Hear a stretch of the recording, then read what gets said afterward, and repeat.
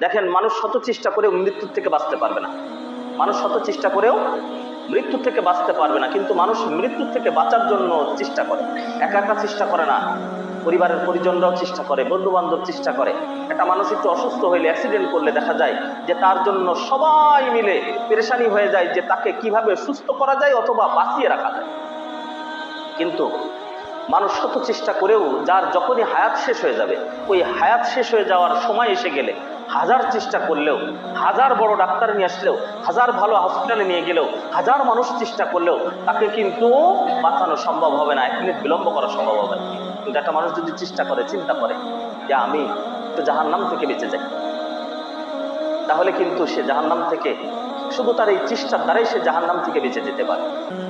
কিন্তু মানুষ যেটা চেষ্টার দ্বারা সে জাহান্নাম থেকে, যে চেষ্টার দ্বারা জাহান্নাম থেকে বাঁচতে পারে, সেটার জন্য মানুষের চেষ্টা নেই। আর যা চেষ্টা